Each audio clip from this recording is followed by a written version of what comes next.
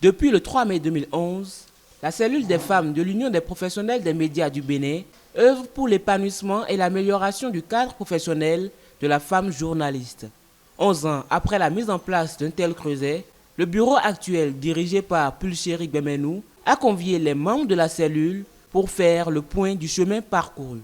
Pendant 11 ans de militantisme, la CFU a eu à faire parler d'elle à travers diverses activités, et ce grâce à ses équipes dirigeantes et membres qui se sont succédés.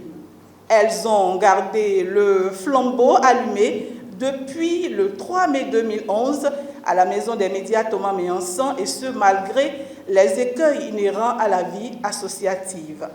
C'est le moment pour moi de remercier les présidents honoraires de l'Union des professionnels des médias du Bénin.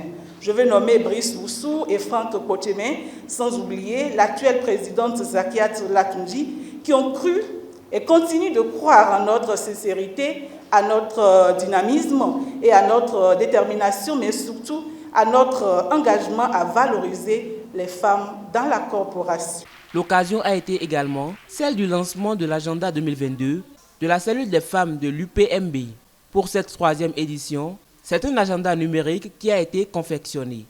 Le président du Conseil national du patronat de la presse et de l'audiovisuel du Bénin, qui a effectué le déplacement, a rappelé l'intérêt du soutien à apporter à cette cellule.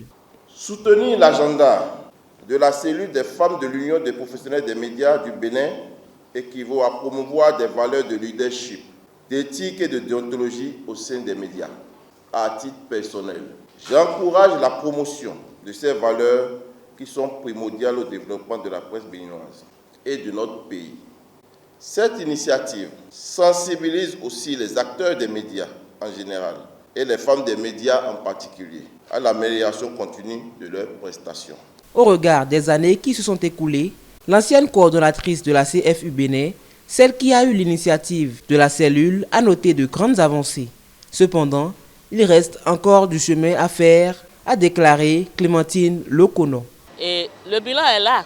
J'ai retrouvé des étudiantes que j'avais amenées dans la CFU parce qu'on s'était rapprochés des centres de formation qui sont devenus aujourd'hui de grands reporters et qui ont même sorti les résultats de leurs investigations. Ça fait plaisir.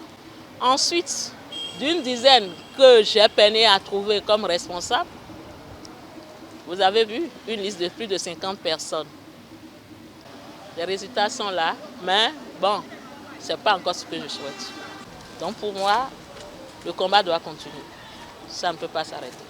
La célébration de ce jeudi s'est soldée sur la coupure du gâteau des Nox de Corail.